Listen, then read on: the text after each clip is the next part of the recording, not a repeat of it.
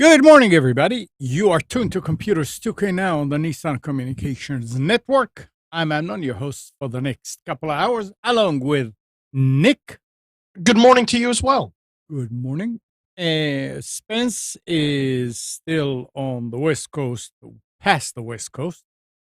Amnon, no, you got to say it like this. Spence is on assignment. On assignment. Yeah, he's on assignment. Right.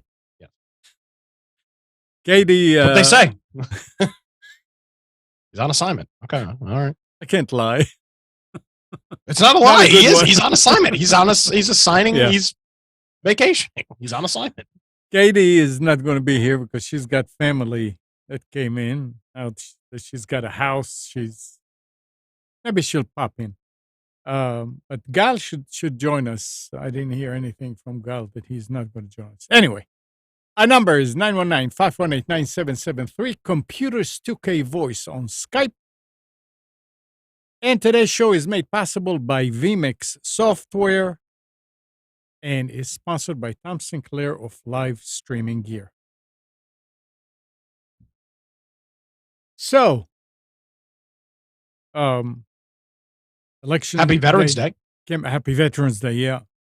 Pretty good. I forgot. I did the parade. I forgot to mention it last week. I did it it was last Saturday. Oh, really? Okay. Not yesterday, but we can. And it's something about, and I can't understand it. They don't want to close downtown on a Friday. Yeah, but that makes it's sense. Closed anyway because nobody's working on Veterans Day. I mean, well, none of the state offices are working. Right. Well, I mean, but all of but all the other businesses are open on Saturday anyway because they're just restaurants. And yeah, stores. well, no, but you've got a lot of office buildings downtown where there's places. I understand that. So our parade was downtown yesterday, and I think it's a similar thing. You've got people on Friday that have stuff going on, and to just close, in the next case, close all of 3rd Street downtown is just not a really good parade, long parade, almost an hour about an hour and 45-minute parade, very long parade. Wow. They had the ECU marching band was like the keynote. So they had this marching band, man, was huge. I mean, they were like an entire city block long. The ECU marching band. So they were there, but veterans groups from all over the place. Planes flying over, trailing smoke. It was a really, really cool event that took place. You'd be surprised by this, Amnon. The city, the Wilmington Veterans Day Parade has only been happening for 4 years. There was never one here before that, except back in 1918. Wow. Isn't that odd? Okay. And did you go out? Yesterday? Yeah. Yeah. For the parade? I was down there all morning. How well attended was it? It was apparently so well attended. I have to look because, let's see. It was jam packed. Okay. According to the organizer, he said the biggest turnout they've ever had, and there was more than 1,500 people in the parade itself. Okay. And the streets were absolutely jam packed. See, that's the thing yours is kind of like growing or maintaining. Ours here in Raleigh, it was very well attended by participants, and I'm not exaggerating, I don't think there were 1,000 people lining the street. Oh no, there was way It more than was that here. very, very low attendance. And Well, that comes kinda, down to how it's promoted and marketed Yeah. and advertised. true. But it was good. It was good. It Plus, was not to make a direct comparison, but I'm sure a lot of folks from the surrounding area just don't want to deal with the BS of going to downtown Raleigh. that's also That's a possible. big. That's one of the nice things with here is the city is not huge, so I think folks are a little. Plus, a lot more people live in the city than they do in downtown Raleigh, where they're actually walking to the parade. Yeah. Right, more of downtown Raleigh, the central part of downtown Raleigh. There's very little residential stuff there. You get a little bit further out, there's residential. But The reason Wilmington, there's residential stuff everywhere. the reason I'm saying it's going kind of down is because I remember the first years that we were doing it right after 9/11, like maybe 10 years. It was jam packed, like you're saying, but it is going down and lower and lower and lower. And maybe it's also because I think it's the first one after COVID. Well, And also, are they doing that's- anything special, or do they do anything? Do they do something different every year? No. Well, see, and that's part of it. Is like one of the big draws this year, as I mentioned, was the ECU marching band. So, right, Oh. you've got a group that you probably don't typically see. Well, as Yeah, far as who was, I have no idea. I mean, there were a whole bunch of marching bands and marching units. And like I said, it was very well attended as far as participants. I enjoyed it very much. Yeah, me too. Good, good, good, good. Hey, Gal. Hey, guys. Are we online yet? Yeah, what do Yes, you mean? sir. We are on the air. We're I'll on the just air. need to step out in probably 20 minutes. Somebody's coming to look at an interesting problem. I Uh-oh. have squirrels, a family of squirrels that have lodged between the solar panels and the roof. So on the roof, beneath the solar panels. So somebody's coming to Ew. look at it and see what can be done. It's going to be an adventure of at least $2,500 to board everything off properly in a safe way and capture them and a whole. Luckily, they're not inside the house, not inside the attic, but it's still a problem. Wow. Yeah, apparently they really like. It's very accessible and it's very warm, so it's ideal as a shelter. Or Seems like a small BB gun wildlife. could solve part of this problem. Well, you can't Maybe do it. No. getting rid of one or two. The problem is if you do not create a barrier, border around it, then others will return. Well, especially once one family has lodged in, right? Yeah. Then it's marked with their urine and all that. Just killing them off isn't enough. So no, and I wouldn't do anything like that anyway. I didn't say kill them. I said just get them out of there with a BB gun. BB gun's not going to kill them.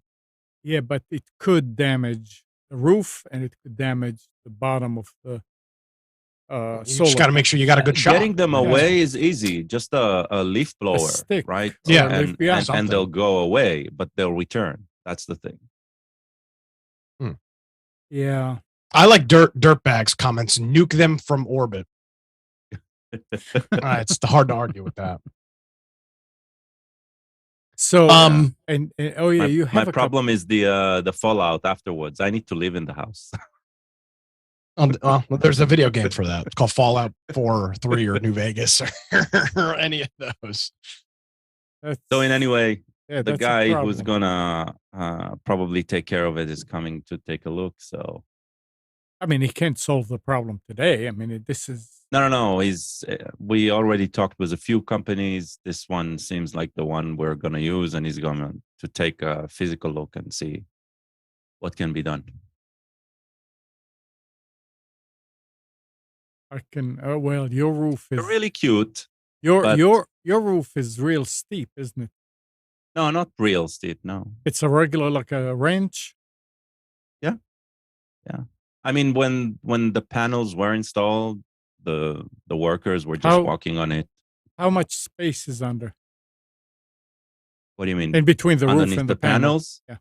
It's Just a few it's inches. probably 2 to 3 inches. It's Wow. not a lot, but not but enough. I can see how if I had that problem, I can see how I'm going to solve it real easy. How? But I would just go and get a roll of some kind of. It's not screen like the screen that they put on Windows. It's bigger. It's like half-inch. Roll Right. it. Roll pieces of it and stick it under, and fill up all the surrounding of the That's thing. pretty much what they're gonna do. They found a material that doesn't deteriorate No.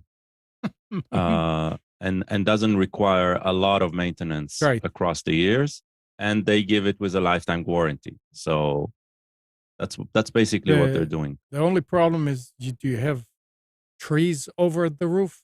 No, Okay, that's good. no. 'Cause I was going to Yeah. say, because that's going to stop leaves from going down too. So maintenance goes up. But yeah, that's, I mean, so 2,500? Wow. Yeah, it's with capturing them and Yeah. the work and the warranty and all that. But Okay. yeah, Well, especially because there's a warranty, then Yeah. Mati is really happy that I'm letting somebody else do it. plan Oh, the roof. yeah, you So- shouldn't go up there and do it. Absolutely not. I'll do it for $1,000 and I can be there in two and a half hours. You know what? I can't promise Come how over. the scrolls will be rid of, but they will be gone. Come over and we'll do a bidding war.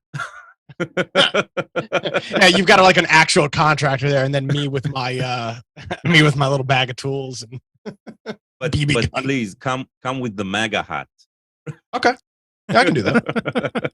Scare him off. Yeah, that's fine with me. Anyway, So, Gal, I want to start with a topic that I hope that you've got a little bit of information on. FTX. Did you read anything about this unmitigated disaster this week? I mean, literally before the show, I read probably a paragraph about it. All It's right. like, Well, then that's all I know. let me try to explain what I understand about it, and jump in where I'm misrepresenting what everything is. So FTX is or was an exchange for the general public, is what I'm going to say, to buy cryptocurrency. You've probably heard of services like Coinbase before. That's a very popular one. They did that Super Bowl ad with the QR code that jumped around the screen. They make it really easy for regular people to purchase and get assets into cryptocurrency. Now, when you buy something through Coinbase or FTX or some of these other platforms, you don't actually own the coin. You don't actually have from what I understand, you don't actually have a wallet. It's kind of like they're loaning you the coin the cryptocurrency at the price that you agreed that you would buy it for, something of that nature. It's not the equivalent of you physically having, well, you're never physically having it, but actually having the digital currency in your ownership. So this service, FTX, was very, very popular, to the point where they even had an arena that they paid to have the licensing rights on. The Miami Heat, which is a basketball team in Miami, Florida, was called FTX Arena. Out in Los Angeles, there is where the Los Angeles Lakers play, is the Crypto.com arena. So this FTX was a very popular service based out of the Bahamas. They were doing some things. They were operating in the Bahamas for whatever sort of rules to get around. taxes. So there has been folks that have been very skeptical of FTX and its leadership team for quite some time. The guy that runs it or ran it was Sam Bankman-Fried, who was the guy that was running this. He was 30 years old. He was a huge political donator to the Democrat Party. He donated more than $40 million to candidates in the midterm election. So he was a big donator in that thing. And essentially, they over leveraged the company and filed for bankruptcy, then got hacked, and apparently everybody's crypto is gone. So this exchange has essentially closed. People have lost tens, if not hundreds of millions of dollars worth of assets, and it's just gone. It's completely gone. And there's really nothing that can be done. The crypto is gone. Apparently it was either stolen by a hacker or transferred out of the account to a group known as Alameda Research, which is also run by Sam Bankman-Fried. Apparently that's where all the money was transferred to. They had a bunch of the CEO of the company said that the CEO of the company bragged about how nobody that worked at the company had a college degree and how it really wasn't that complicated to run a company. They had billions of dollars a year in revenue, and they over leveraged themselves on fake cryptocurrency stuff and lost it all. So the ongoing saga of the general public thinking that cryptocurrency is a scam has only gotten more leverage with this. It's not a scam. Let me be clear. I don't believe that crypto is. But when you see stories like this happening, this is a huge red flag, and it should be to anybody that's interested in crypto. So, well, Nick, cryptocurrency isn't a scam as much as money is a scam, right? Correct. It is the same. It's the same type of scam. Well, it is and it isn't. This couldn't happen with the a same bank. Type of fiction. It's what makes the fiction work in reality is everyone's acceptance to use it, basically, right? Correct. So in that term, yes, everything is a scam until it isn't, right? So this isn't about cryptocurrency. This is about banking mostly, basically, right? And how to do it right or how to do it wrong. And this is definitely a bank that went bankrupt, right? It's just, let's put it this way. Most of us, right? Your question in the beginning is, have I heard about it? I probably heard about it because I looked at Elon Musk's tweets today, and he responded to somebody who responded, posted something about SBF, and I didn't know who SBF was. So I looked it up, right? Yeah. So I never heard about either SBF or FTX until this morning. Interesting. But then again, I'm not a person with my finger on the pulse, right? But I also don't deal with cryptocurrency a lot. I mean, the extent of cryptocurrency I own is probably under $100 to $200 through Robinhood. I'm interested to watch the market. I'm not interested in the drama. So I just want to see what's going on. I'm not invested. So I'm guessing that this currently is just another chapter in the drama of cryptocurrency as it rises and falls and rises and falls and rises and falls, and and gaining. As you said, it's about is this a scam or not? Probably one of the reasons this guy has so much attention on him is the political donations, right? That makes him a very interesting player in a money market. Well, I think the bigger about the hack, though. So and that's the thing. The hack, and that's what a lot of folks are calling it, putting it in air quotes, just happened to come literally hours after the company filed for bankruptcy and a whole bunch of crypto went missing. So the question now is, is this an inside? Was this insiders just with with the ability to dump part of the assets out of where it was? There's reports of back doors built into the systems that folks could access and use. Those would be internal people that would have known that those things existed. There's a whole bunch of questions, and when I said a scam, I don't mean that cryptocurrency is a scam. I think it's in the mindset of the general populace. They believe that cryptocurrency is kind of farcical. They don't think there's any legitimacy to it, and this only bolsters that. Unfortunately, I hope long-term decentralized currency is where we go. I think that would do a huge amount for our country. It would get rid of the IMF. It would get rid of the Fed and central banks and all of that stuff. It's a huge advantage long-term.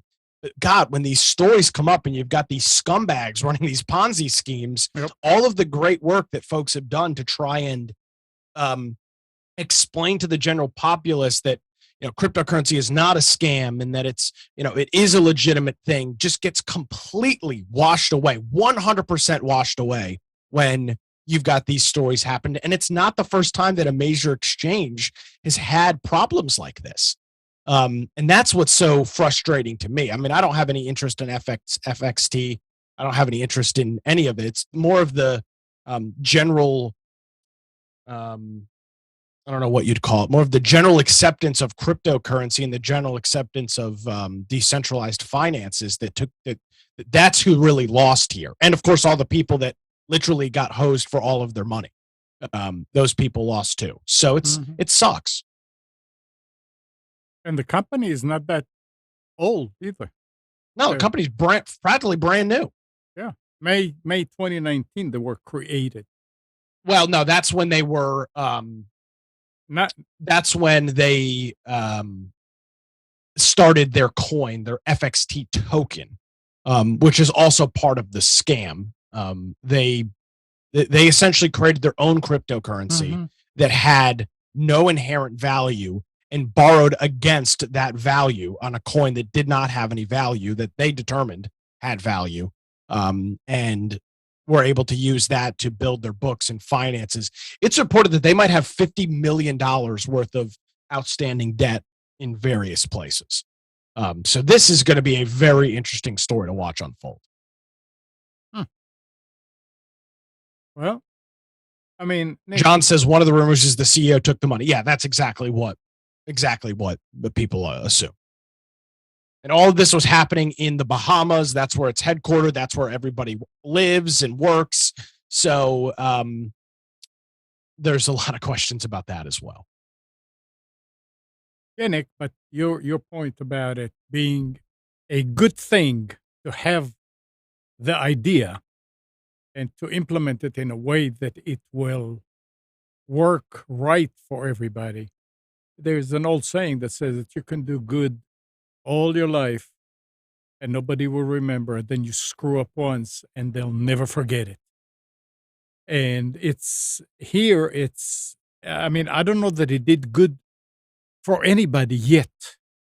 Because all we hear is all the negative and how this went out and this one went bankrupt and this one was stolen and this one was hacked. And so I don't blame the public for not trusting it. Neither do I. I think if you're somebody that is on the outside watching this, you'd be a fool to just jump into this without any sort of understanding and knowledge that there is a probability that things don't go your way. The problem with cryptocurrency, from my vantage point, is it's essentially, and Gal, you mentioned you've got a couple $100 in. I've got a similar amount. It's not. If Coinbase shut down and I lost it, I wouldn't have to jump off. Wouldn't have to jump out of a skyscraper. The problem with cryptocurrency as it stands right now is it's essentially just being used as a variation of the stock market. It's not being used as an actual currency. People aren't actually using it to buy and sell products. They're just using it like the stock market. They're trading it like a security. They buy Bitcoin when it's low and they sell it when it's high, and everything comes back to USD. So it's really not even being used as a currency. It's almost a a meme to call it a cryptocurrency because nobody's using it for that. Nobody's buying or selling cryptocurrency in actual values. Nope, you're not going to a store and buying something in crypto. You're buying crypto, you're selling it like the stock market, and then you're turning it back into cash. So, or USD. So it's not even really being, it's just an unregulated stock market at this point, from my vantage point. There are companies that accept. Yeah, but nobody's but it's using not- it. Huh? Nobody's using it. I mean, you can go to a Circle K and find a Yeah. find a Machine. cryptocurrency ATM. Yeah. But I mean, nobody's using it. Everybody's just buying it on Robinhood or Coinbase or FTX and trading it like it's a security, and it's not.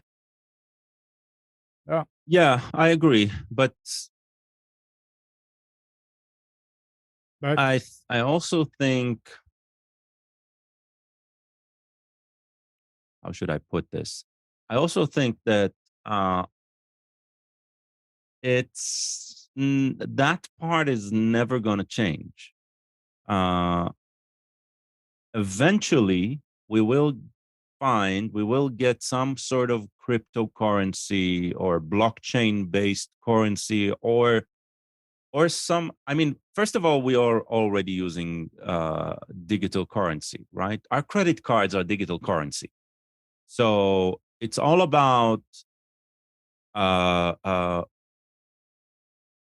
getting a mass of people to trust that their checking account, let's call it that way, right, is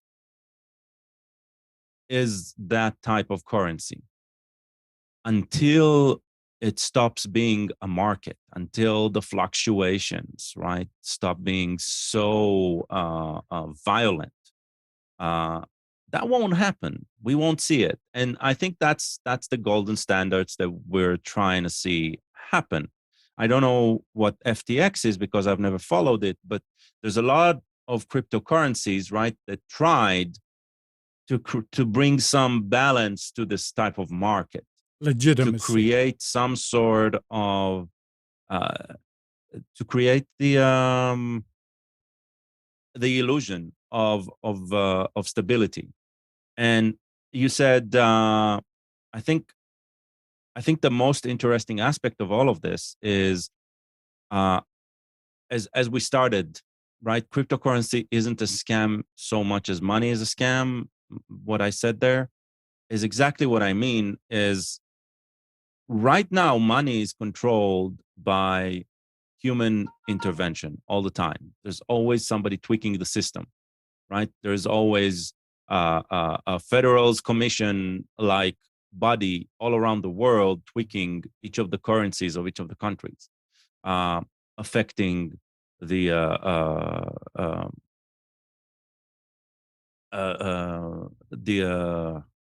sorry, words.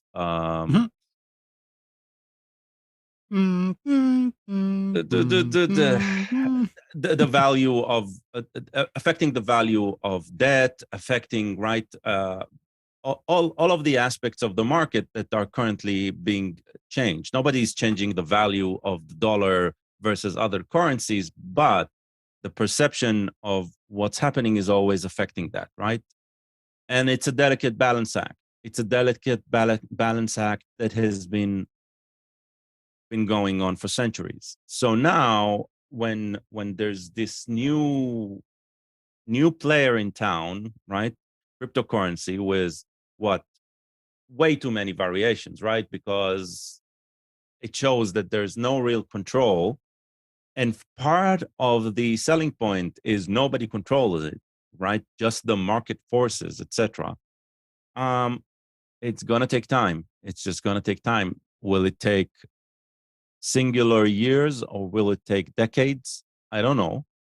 But I don't think we're going to see that as buying power, daily buying power just yet. Trust needs to go a long way. And my guess is the first time we'll see something like that will be when some meaningful meaningfully sized country takes that and adopts that, right? And even then, a decade will need to pass, and we need to see that their economy didn't crash, and only then it'll start getting traction. So, Well, I'm with you. I'm a spectator on the outside for sure. for now. It's just a weird. It all feels like a weird science fiction experiment, right? So, All right. Are we done with that? I'm done. All right. So Microsoft is celebrating the 40th anniversary of Flight Simulator series with the launch of the aptly named Microsoft Flight Simulator 40th anniversary update. As the company has teased before, this update to the simulator will introduce helicopters and gliders, as well as a few classic aircraft. Gliders and helicopters aren't new to Flight Simulator, but when Microsoft and Asobo resurrected the simulator back in 2020, they were still missing from the game. Apparently, people that play Flight Simulator, it's a big deal. I don't know why, but It's a big deal because it's not one of the software suite that gets an update every year, right?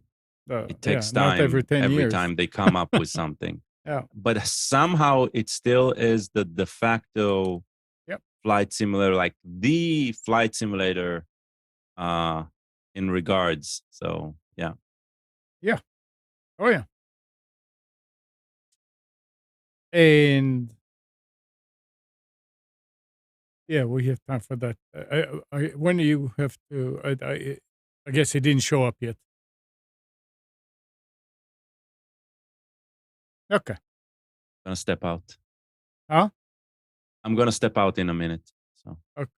Italy's police said on Friday they had dismantled the country's largest network for online TV piracy, one that accounted for 70% of illegal streaming across the nation.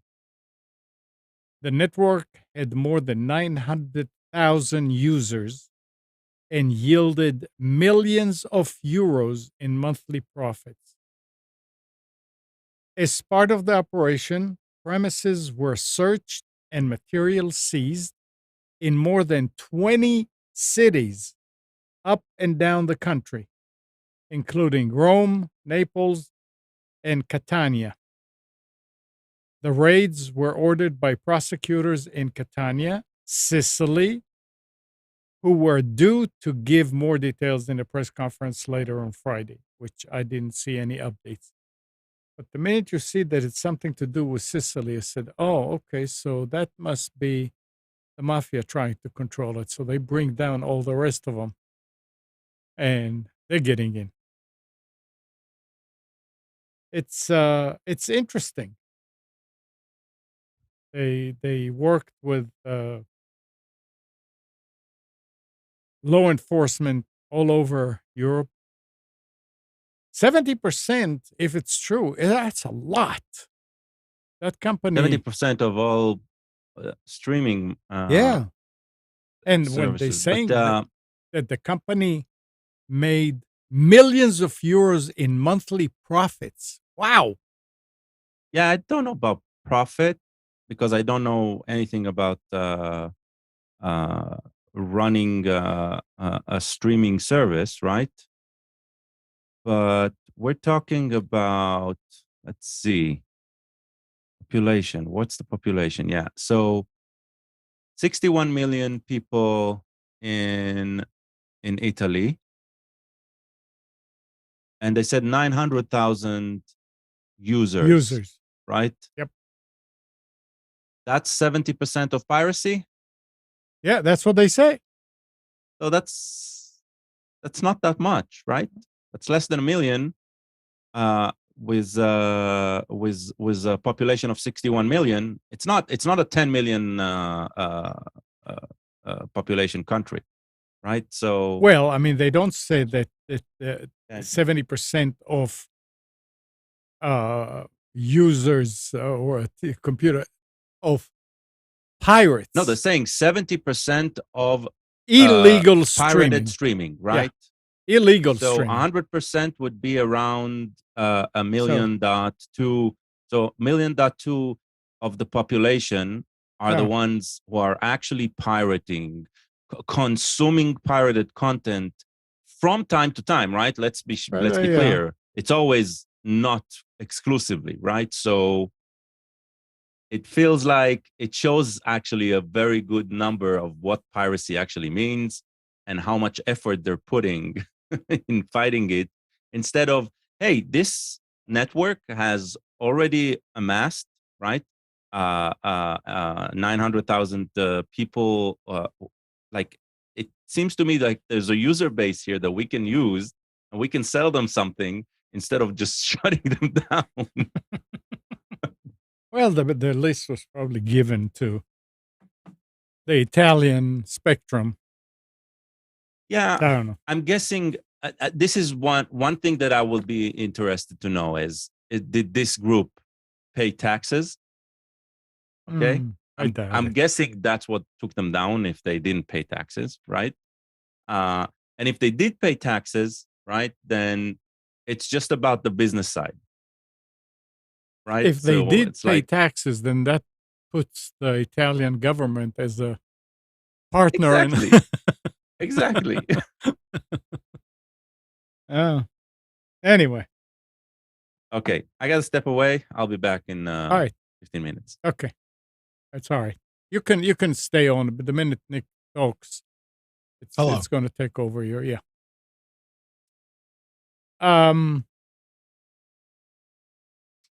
This is something that everybody should be aware of. More than 24 Lenovo notebook models are vulnerable to malicious hacks that disable the UEFI secure boot process and then run unsigned UEFI apps or load bootloaders that permanently backdoor a device. Researchers warned on last Wednesday. And they say at the same time that researchers from security firm ESET disclosed the vulnerabilities, the notebook maker released security updates for 25 models, including ThinkPads, Yoga Slims, and IdeaPads. Vulnerabilities that undermine the UEFI secure boot can be serious because they make it possible for attackers to install malicious firmware that survive multiple operating system in reinstallation. So that sounds, I mean, it's almost like it's, hey, this was orchestrated. This was not an accident. If it's all 25 models of Lenovo, that's makes you think twice. Nick, you did not buy yours is not a Lenovo, right? It is. I have 2 Lenovo laptops. Oh. Do they have a link to check all this stuff? They don't show anything like that, no. What is it again? UEFI. Let me see. Let me see if there's it disables the UEFI secure boot process and then run unsigned UEFI. So there's a couple of things with this. First, you need physical access to the computer. You're not going to be able to run. You're not going to be able to flash it with an unverified UEFI remotely. So that's not articles. That's right. Yeah, I mean, it's you need to physically have Well, wait a second. No. Hold it. They came like that. So it was flashed before you bought it. No. That's what it allows you. Yeah, correct. It allows you to run an unsigned UEFI BIOS. So if somebody wanted to create a UEFI BIOS with a back door that's not signed, they could do that, and they could get it. They could get it installed, but you would need physical access to do that. I'm looking at another article trying to see if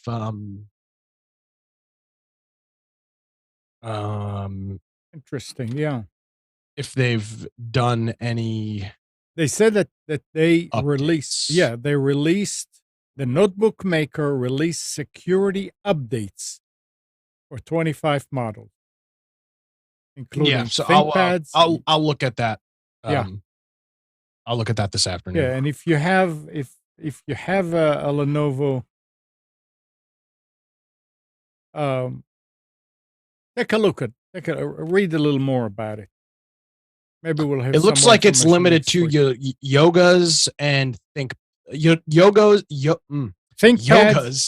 and think books and a couple of idea pads. It seems to be where it's limited. So mine's not on there. I have a 3i or a 5i. They said that computer. It's including. That doesn't mean that it's limited. ThinkPads. Yeah. Oh, here's a list to Yoga Slims and Idea Pads.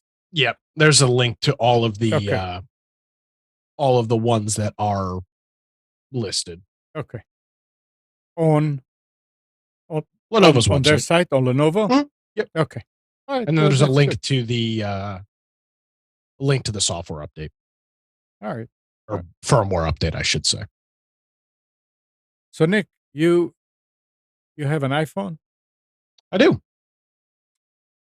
While you currently have to say, "Hey Siri," to activate the assistant hands-free, that may not be the case for much longer. Yeah. Bloomberg reports last week, that Apple engineers are working to drop the "hey" part of the phrase, so you'd only have to say Siri, followed by a command to activate the assistant. How do you activate Google Assistant? Hey Google, right? Hey G word. Yeah. Yeah. I wonder. I mean, is that a that's a deal? significant thing. The question's going to be how often in conversation. For example, I saw some people saying, who live in Surrey, England, that this is going to be a big problem. Yeah. Anytime anybody mentions the name of the town, you'll have iPhones going off. Which you laugh at, and it is funny, but it's probably a real. It's a problem. Absolutely, potentially a problem. We don't know that it is, but could potentially be a significant problem. So, we'll have to see what they do. Unless it's really sensitive to know the difference between Surrey and Siri. I don't know. Yeah. Yeah. Yep. Interesting.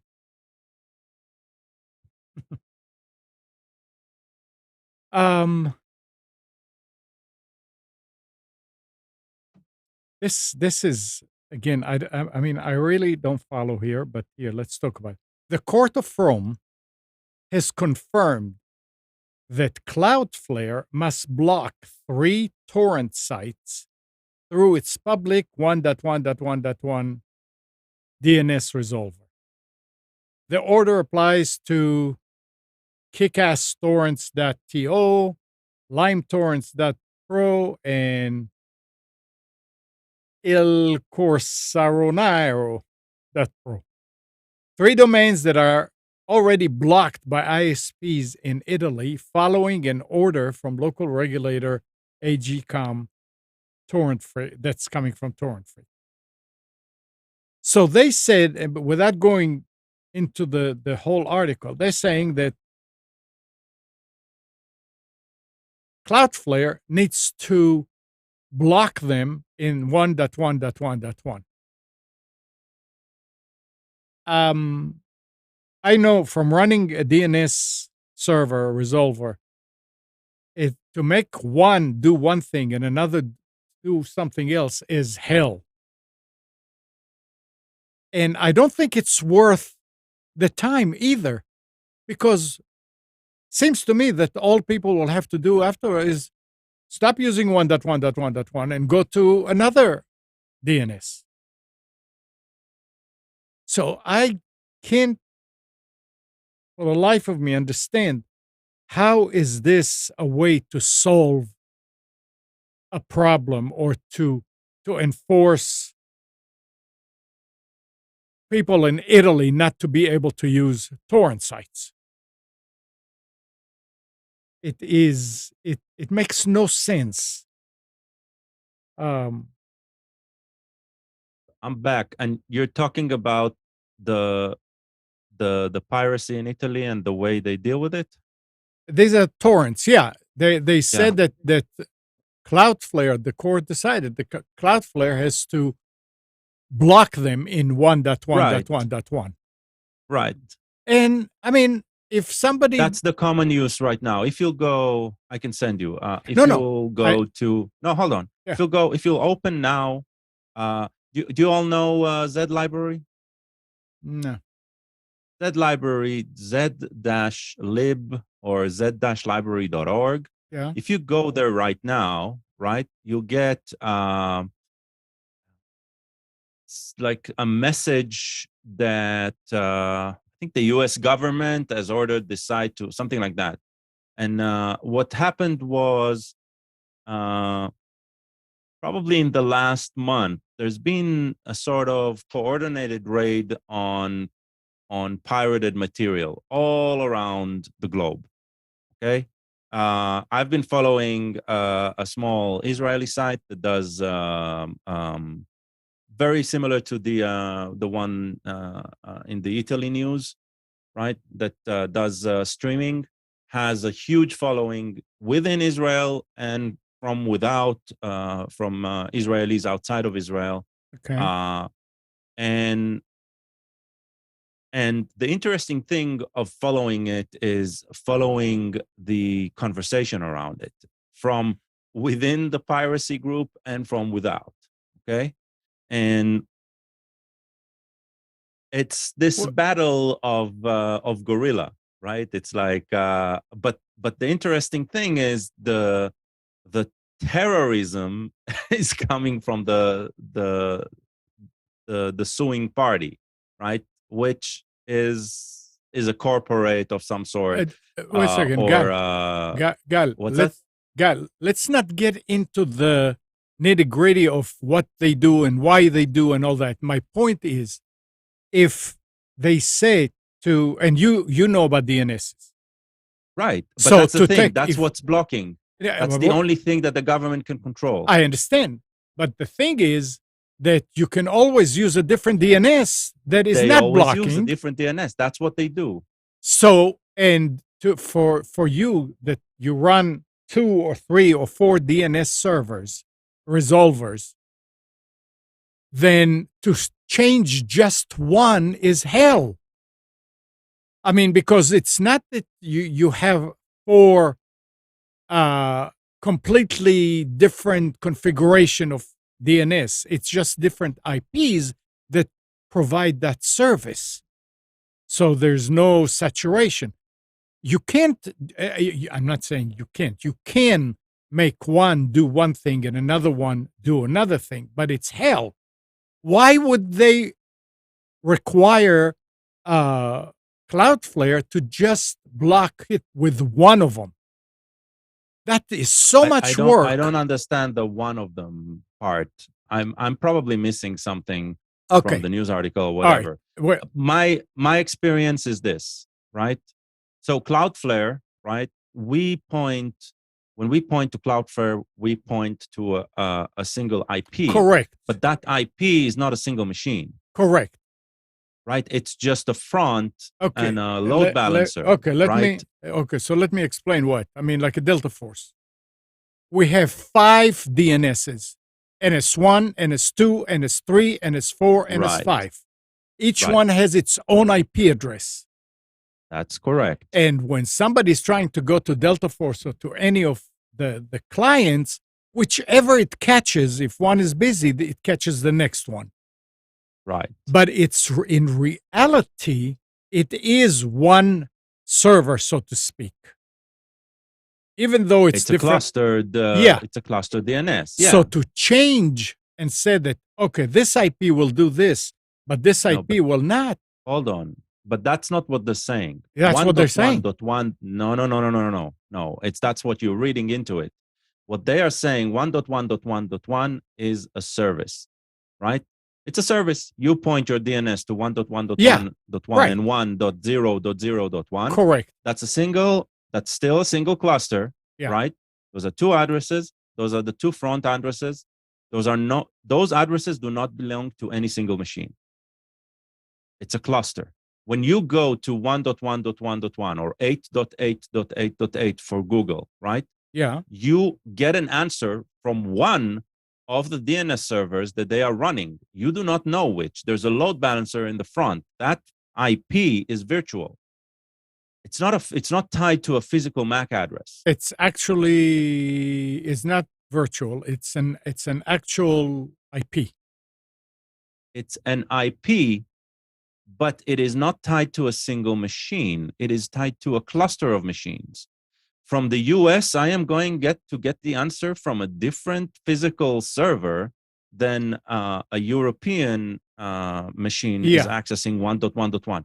DNS, right, usually does that for us and hides all of that when we're using names, and then we get an answer from a different IP. Correct. But that can also be done on the IP for MAC layer, right? It's just a lot more complex and a lot more convoluted in terms of doing that. But that's how the internet works, right? There's a lot of layers and abstractions.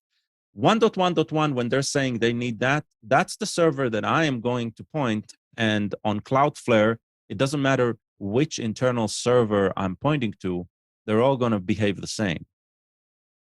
All right. Well, I mean, in the article, it says that Cloudflare believes that these types of orders set a dangerous precedent. The company previously said that it hadn't actually blocked content through the 1.1.1.1 public DNS resolver. Instead, it implemented an alternative remedy to comply with the Italian court order. I don't know how they did it, but they created something that may What I find interesting is we're talking about the Italian market when the precedent was here in the States about a month ago. Companies, not only internal into the US, but companies, for example, that Israeli site that I mentioned, right? They successfully activated an injunction order in the US. All of the US ISPs are forced, right, to redirect the addresses for these known piracy sites in Israel to a cease and desist page, basically. Like you're not allowed. This page is no longer allowed. So the DNS is just rerouting information, right? It's a traffic cop, basically. You're going to the site of the crime, and the traffic cop says there's nothing to see here, right? This is what DNS is doing. You can always look behind if you know what the address is, right? Right, and you can use a different. Yeah, I mean, and then they go into doing it through VPN and all that, but yeah, there's a lot of ways of bypassing it. And we are in a globe. We are in 100 plus, right, 140 plus separate countries, each with their own set of laws, and that's the thing about the internet, right? It is this global mesh, and lawmakers are trying to create geographic borders within it. Mm-hmm. Yeah, that's a good point. It wasn't designed for that, so they're going to have a hard time, right? I don't know. I mean, I don't think they have a solution, right? They'll keep on fighting. That's why I mentioned the guerrilla fight, because they'll keep on fighting. But the interesting thing is the guerrilla fighters here are the corporates, right? Not the other way around. So, yeah. Oh, all right. Okay.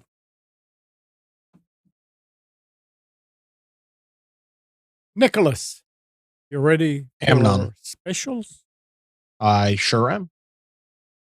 Right. Let's see here.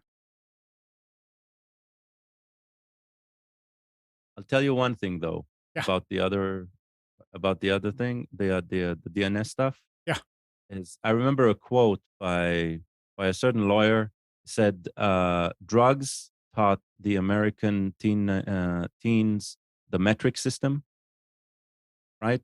So here, piracy is teaching the teens about DNS. It's DNS.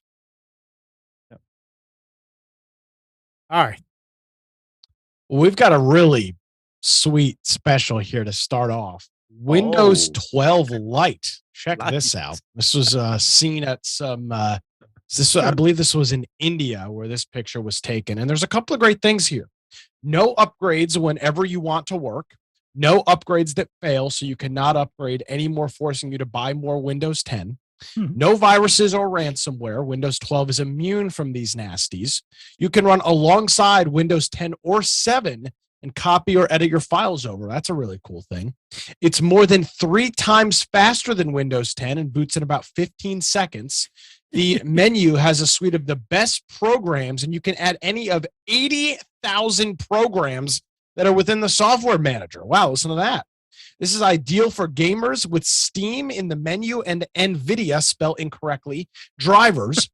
No license, no activation keys. You own it. You can put it on as many machines as you want. Your data is no longer taken by Microsoft. No adverts are shared with Microsoft.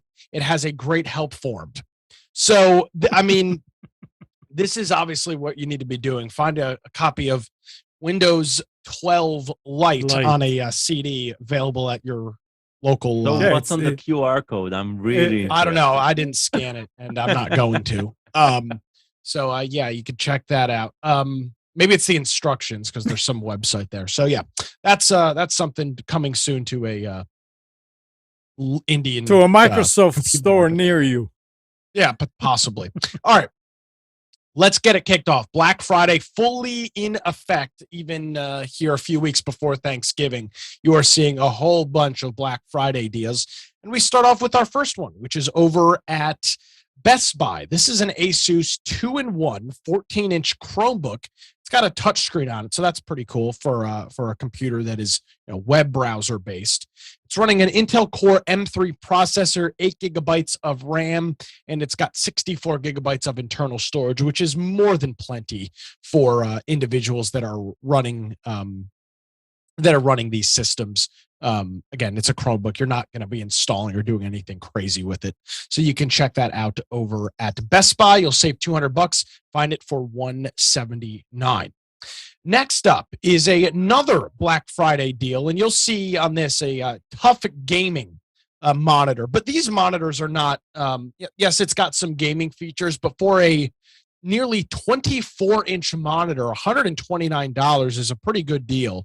If you are a gamer, however, you'll find that it's got 165 hertz refresh rate, so very, very fast refresh rate, 1 millisecond ping, 1 millisecond response time, and it supports AMD FreeSync technology. It's got DisplayPort and HDMI, so if you're connecting this to a new GPU and you need or want, I should say, the fastest response rate and FreeSync, you will have to connect it via DisplayPort. Either way, this is a really nice, large, high-quality monitor for just $129, available over at Best Buy. You can check that out there. Next up, the Lenovo IdeaPad 3. I've got a very similar version of this computer. I've got the Intel version of it. This one is the Ryzen 5 5000 series, which has got a 2.3 gigahertz processor, 8 gigabytes of RAM, a 256 gigabyte SSD, and it also supports AMD Radeon graphics. It is a touchscreen, which mine is not. I kind of wish it was. And it comes with Windows 11 Home. You can get this for $449.99, so $450 over at Newegg. This is the lowest price that this computer has been at in the last 90 days, according to the details there from Newegg. I've got I've got this computer just with the Intel, and I've been very happy with it thus far. So you can check, or similar to this. It's not the same size, but it's the same brand. Check this out over at Newegg. Next up, how about a TV? Black Friday deals over at Walmart. How's this one for you, Gal? A 75-inch Hisense 4K Roku built right in. $448. I am my girlfriend's out of town. I'm tempted for her to come home and have this sitting in the living room because this is a hell of a deal on a TV, and it's got Roku built right into it. I always like to take a look at this just because I think it's, not every TV is necessarily built the same. And again, know what you're getting in terms of brand. This is the as I mentioned, a Hisense TV. So that's the kind of who owns Hisense? I'm trying to remember who owns them, but this TV's got a couple of HDMI ports. I believe it's got 2 HDMI ports on it, and then it's got your antenna port as well, and a couple of other ports on it for audio. So check that out. Available over at Walmart. Next up, Black Friday over at B&H Photo brings us a brand new iPad. This is the Apple iPad 10th gen 10.9-inch device with 64 gigabytes of RAM and the 64 gigabytes of storage, I should say, and the Wi-Fi only version of it.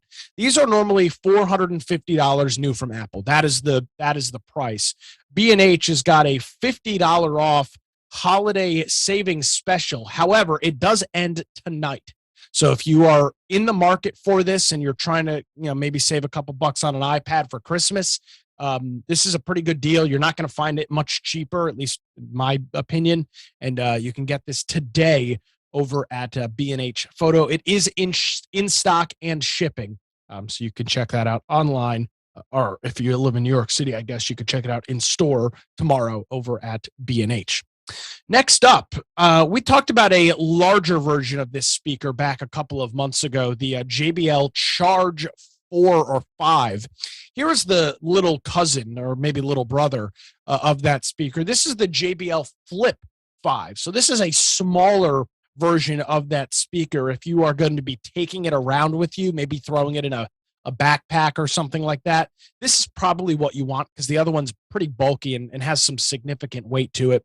This is normally a $100 speaker. I have the larger version. Very, very happy with it. I think, Gal, you have one of these as well, don't you? Two of the larger ones. Yeah. Katie does my too. son, I bought it for my son, and he enjoys it very much. Katie's got one. I know a couple of other people have got one as well, the larger version of this, and it's great. So same speaker, just smaller framework, and obviously it's not going to be as loud as the drivers and stuff, and tweeters aren't as big, but you could check it out for $70 over at Best Buy, in-store or online. This is part of their Black Friday deals as well. Next up, I thought this was kind of a cool device, and buyer beware with this because HDMI extenders are they are very finicky. It depends on the device on the other end. This is a Monoprice brand 16-foot HDMI 3 extender. So what is this good for? Say it again. It says USB. Yeah, it is USB 3. Yeah. What did I say? Oh, you say HDMI. Oh, excuse me. For USB. Yeah. What is this good for? Plugging in a printer, a 3D printer, a scanner, a copier, something that isn't transmitting high amounts of data. What is this not good for? A webcam, something that is drawing a lot of power, and B, a lot of data transfer. This is great for a keyboard and mouse if you need to connect something across a room, and every once in a while you need to drag a cable out. Perfect for something like this. Anything that's high data and high power. I have something that it's perfect for. Sure. UPS that you want to connect to some sort of server that will report it, but it's not next to that server, right? Absolutely.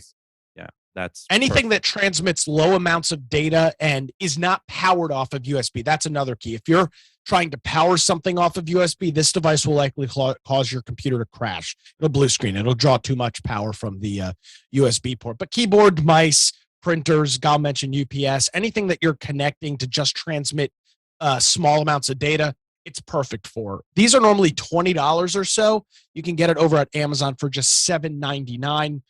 So check that out over at Amazon. Next up, a different TV. Maybe you're not bought in on the Hisense brand and you want something a little bit more name brand. Okay, here you can get the LG. This is a 65-inch smart TV running their WebOS TV, which is LG's brand of smart TV. 4K UHD. You'll find it for $398 available over at Walmart. This is available both in-store and online. So you can check that out and either purchase it in store or order it, and it'll come in a couple of days from Walmart. If you're getting one of these new TVs, whether the LG or the Hisense, here's a cool little combo unit mounting system. This is an ONN brand, which is Walmart's brand of things like this. This is a 50 to 86-inch TV mount that tilts, so it doesn't pivot, but it will tilt up and down, as well as a mount for a sound bar. So if you're going to purchase a sound bar with this, and some sound bars have mounting brackets or the ability to mount, some don't. It just really depends on what you buy and how expensive the sound bar is. The cheaper ones aren't going to have it. The more expensive ones will. But if it doesn't, this is a way that you can mount the TV and the sound bar all within one little kit. So you can check out this kit for $20.97 over at Walmart. That is part of their Black Friday deal as well. Next up, here's a cool thing. Now it's being sold at an unusual retailer, so I'll note that. This is available over at Kohl's, which you might be wondering why. Kohl's always has weird electronic stuff. All of it's always available online, but they have weird stuff from time to time. Here is a Sony brand wireless noise canceling headphones. These are normally $150. And when you buy these, you get, wow, look at this, $10 worth of Kohl's cash. What a deal. You can check this out over at Kohl's for $69. You can either get it shipped or you can pick it up at select stores. I couldn't find any that were available to pick up in North Carolina, so you'll have to have this shipped to you from Kohl's website. Next up, over at Target, here's a cool little Christmas gift. It's not necessarily a stocking stuffer, but a cool peripheral. Here is the Logitech Pro mechanical gaming keyboard. Now, this is a 10 keyless, so it does not have a number pad on it. I've got a similar version of this keyboard with the number pad. This is normally $130.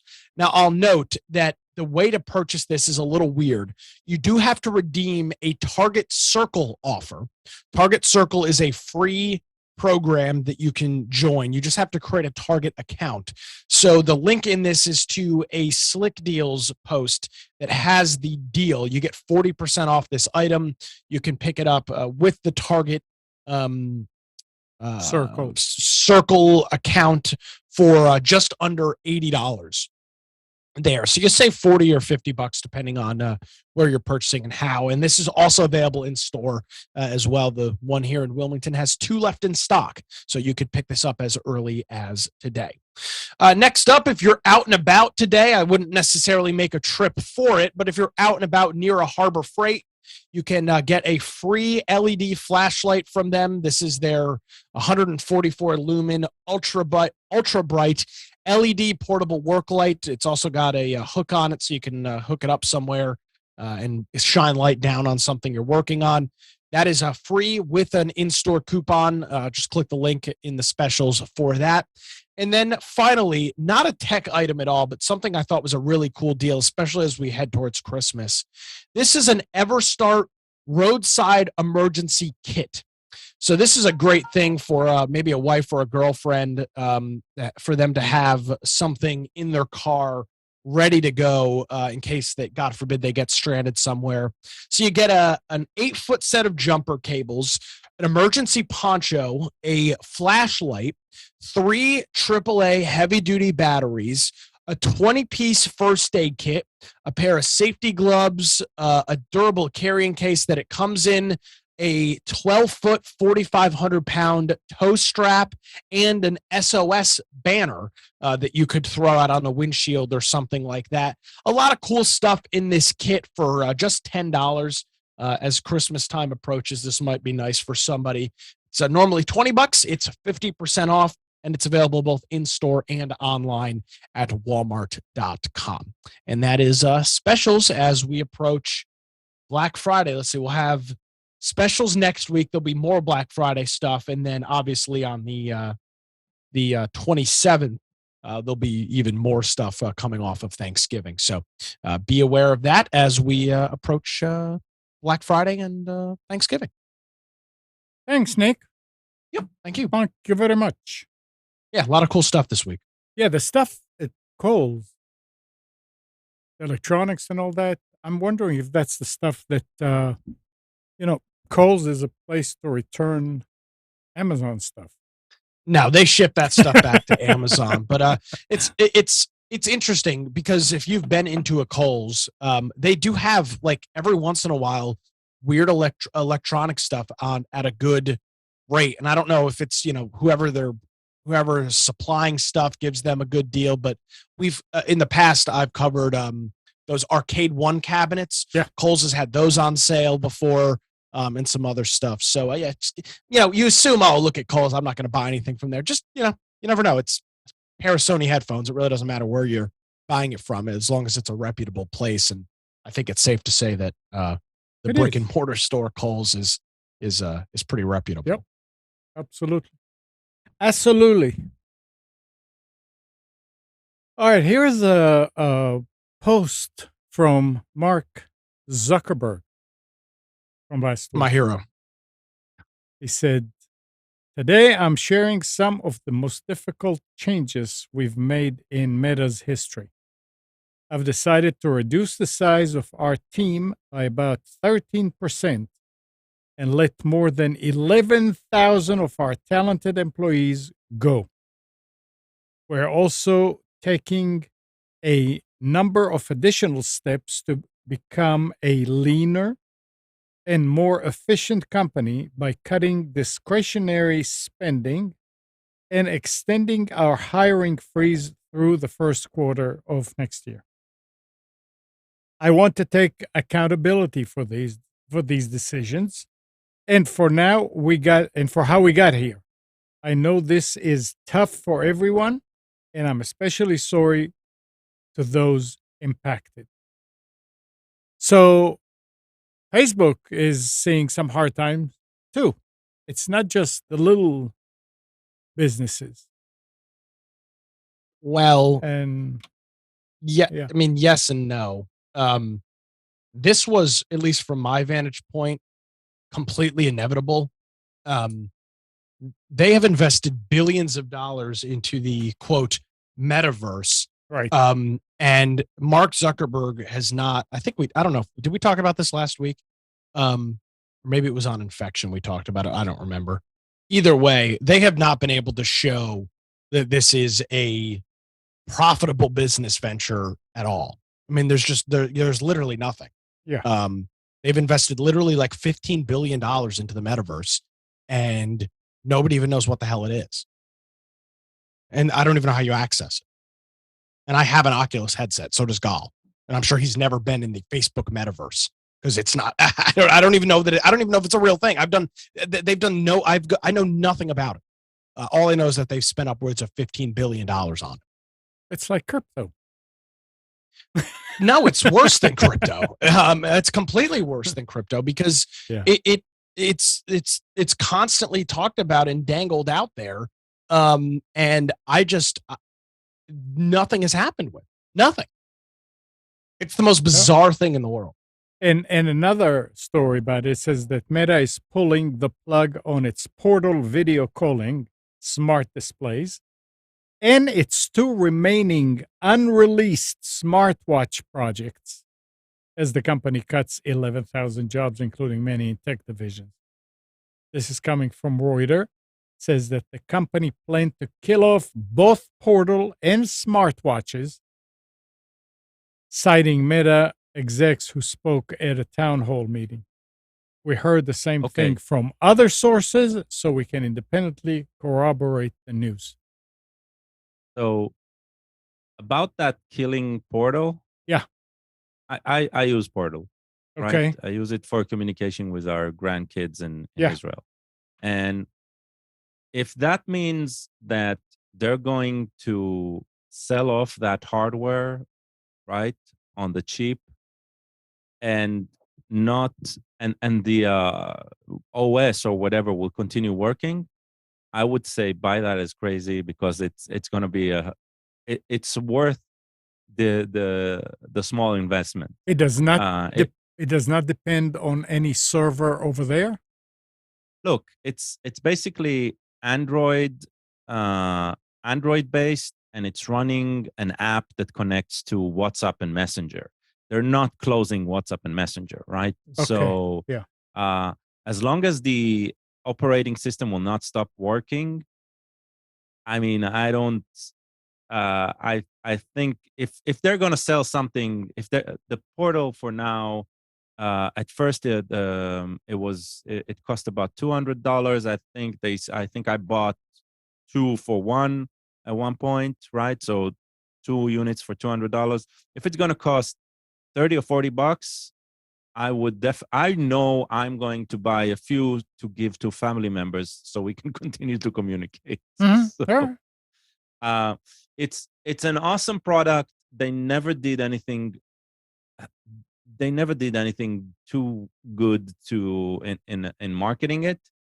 And it's a very, very niche product, unlike Echo Shows or Echo Views or whatever they call, right?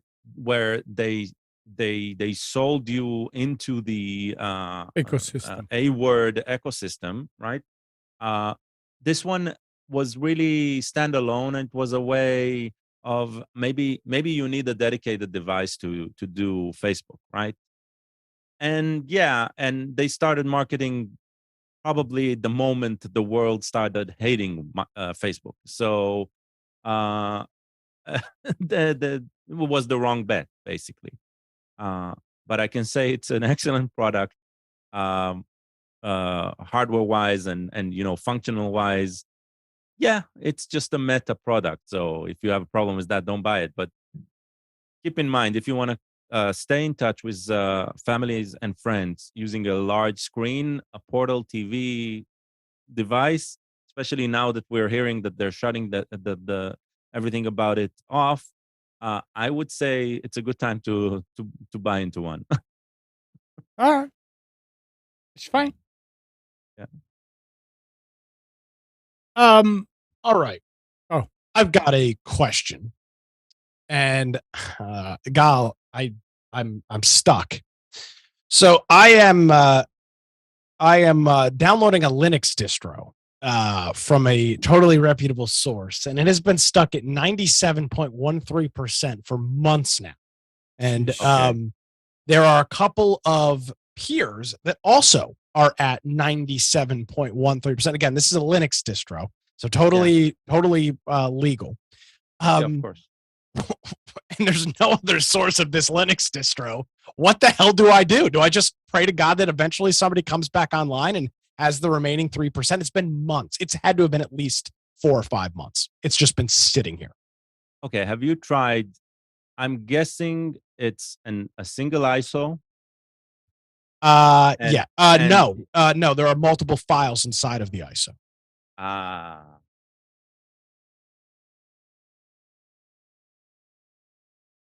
And the larger files, they are the ones that are not complete? Correct. Everything. The one text file is it downloads immediately, and it's the files inside of the ISO, the EXEs as I'll call them, that are that are not RARs. What are they RARs? No, they're not. Yeah, I think you can delete it and accept the defeat. That's my solution. I think so. Yeah. So what happens? Not your case here, but with pirated content, right? Which is usually very rare to get. Uh, if um, if the it's usually law firms from that work for a content owner. When they hunt piracy, they don't really care if you can get most of the file, if they can just block a certain source at a certain size, right? And so part of what they're doing is they might be the ones who are actually supplying the files, but in an incomplete form. And so this way they circumvent any scene provider, any one of the scene groups, the piracy scene groups that are trying to be first to market by claiming, hey, this has already been out, right? And so it's sometimes it's a honeypot. So there's not a lot to do. Yeah, but I don't this know if that's your but Nick case, was saying these are this is legal. Yeah, but it's just a situation like that. Well, but it also comes down to the technology of what a torrent is, correct? I mean, you have to have somebody that has the full file to make it Right. available to you.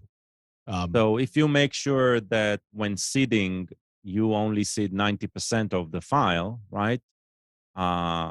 And you got enough leechers who are taking the bait, right? And they can't know because you're not. There's no way in BitTorrent to advertise you are 100% going to get all of the chunks, because if you control the application on your end, there's a way. I mean, if you wrote the code, it's a protocol, right? I can cheat and say I have 100%, but in actuality, I don't. How many seeders are there on that? There's no seeders, right? There's 8 seeders. 8 seeders. And yeah, that's why it's so surprising, is because even though that's not a large number, it's yeah, but it could and also how many leechers? 12. But Yeah, but you're wait a not gonna see second. anything. Couldn't it just be the fact that something in the browser went haywire? No, it has Browser. nothing to do with browser. No. It's It's the a protocol. BitTorrent downloader. The program. I mean, but you're doing it through the web, not. No, No, I'm using a piece of software to do it. Yeah. Couldn't it be that software just froze or got No, I've confused? deleted it. I've deleted it multiple times and I actually, while right before specials, because I was looking at my list, I just canceled it again and restarted it, and it's at about 60%, but it will once again stop at 97.13 when it gets to that point. So those 8 seeders, I only have 3 of them, and they're all at 97.13 that are connected. Right, then they're not seeders. They're peers. You're right, they're peers. Yeah. How many seeders? I guess it's 0. I don't know how to view that in this song. Seeders, you're right, 0. Yeah. That's the thing. If you have 0 seeders, there's no 100% source. So the 100% source has been taken down. Right? And nobody that has the 100% source is seeding it. Right. Now, what you already deleted the old ones, but the ones that you had for weeks, one of the stats that you're going to see in I mean, I think it's most BitTorrent clients, is time since the last time somebody saw 100% of it. And you'll really? see, yeah, you can probably see it in something else you're downloading if there's anything active. So there's that stat as well. The stat will be per tracker, but I also think it'll be per the torrent itself. So you can get a lot of statistics from other peers of have they seen 100% while they're downloading it, right? BitTorrent is a very, very interesting network in that term. And right? I will say this. There was another Linux distro that I was downloading probably about at this point, actually over a year ago, August 7th of 2021. I wanted this Linux distro as well. And it stuck at about 95% for weeks. And it eventually finished. And since then, I have taken it upon my moral authority to be a seeder, to be the authority. And since August of last year, I have uploaded over 1,000 gigabytes of this file to other. How many seeders are there now? Now there's 40, but there was 0 when I started. So I am the hero in this case. I would like to say that I'm the hero in this case. Well, first of all, you're the second one because somebody seeded for you. Well, and it's funny because somebody just came back online out of the blue, out of nowhere, and finished my download. Right. So that's the thing. So I'm shit out of luck, is what you're telling me. Yeah, I mean, you can keep it stuck and wait. I mean, it's been months, so I don't think at this point it matters. Exactly. I don't think either. There's probably been some updates to it since. Yeah, you're right. I'm missing the pivotal updates to my Linux distro. That's a very good point, Amnon. That is a very, very good point. Well, talking about Linux. Thank you, Gal. This is something that people that use Linux will find interesting, probably. Yeah. Thursday, the Kudelski Group's cybersecurity division released a tool for Linux that allows creation of multiple hidden volumes on a storage device in such a way that it is very difficult, even under forensic inspection, to prove the existence of such volumes. I would add for now. Well, each volume, very difficult for now. Each volume is encrypted with a different secret key, scrambled across the empty space of an underlying existing storage medium, and indistinguishable shuffle. It's called shuffle cake from random noise when not decrypted. So it looks like just random noise. Even if the presence of the shuffle cake software itself cannot be hidden, and hence the presence of secret volume is suspected, the number of volumes is also hidden. This allows a user to create a hierarchy of plausible deniability, where most hidden secret volumes are buried under less hidden decoy volumes whose password can be surrendered under pressure. In other words, a user can plausibly lie to a coercive adversary about the existence of hidden data by providing a password that unlocks decoy data. Every volume can be managed independently as a virtual block device, i.e., partitioned, formatted with any file system of choice, and mounted and dismounted like a normal disk. The whole system is very fast, with only a minor slowdown in I/O throughput compared to bare LUKS encrypted disk, and with negligible waste of memory and disk space. Now, this is interesting, but if you have a gig drive, just for an example, and you have something running on it, but then you have the main stuff is hidden under maybe even 3 layers, still you're going to see that the drive is missing space. It's not a 1 gig. It'll look like free space when it's unencrypted. When when you didn't put the passwords in. Right. When it's encrypted, you mean it'll look like. Well, yeah, but Free when space. you're not in the encrypted, when the encrypted volume isn't switched on, Yeah. it reports as free space. Okay. Now, what happened if you format the drive? Then you lose it. Okay. But that's the thing. It doesn't matter, right? Well, He's talking about plausible deniability. Yeah. Right? He's talking about what happens when somebody hits you in the head and puts a gun to your head and give me the password. Yeah. Right. And you give him a password and yeah, It there's opens. nothing. Yeah. Right. Yeah. Yeah. Yeah. But then again, if you give that password too quick, he will know you lied.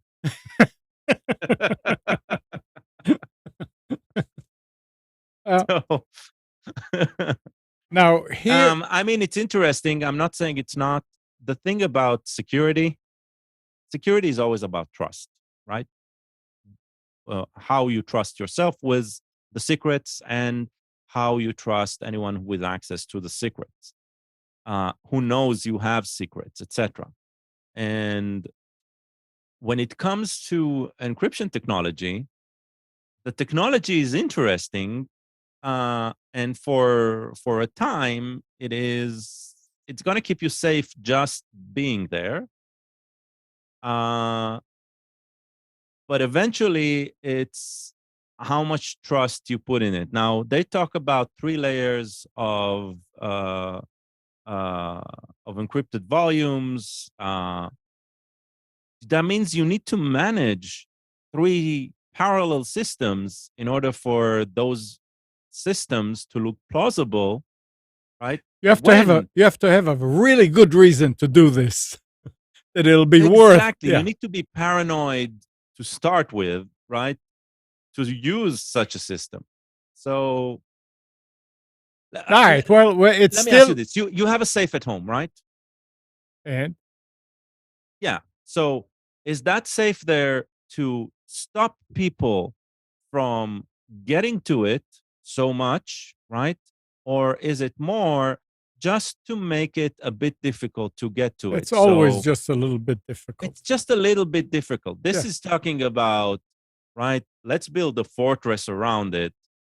How many people are going to use it? That's what I'm. Yeah. Well, anyway, it's not available yet. It's not out there yet, but it's an interesting thing. Okay, here's something that's more for. Well, they released the tool; it's available. Well, yeah, but it's not apparently available for the distros. You can download and put it yourself. So listen to this. That always takes time.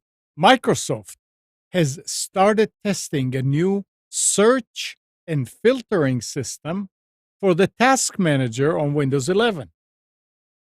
It will allow Windows users to easily search for a misbehaving app and end its process or quickly create a dump file, enable efficiency mode, and more.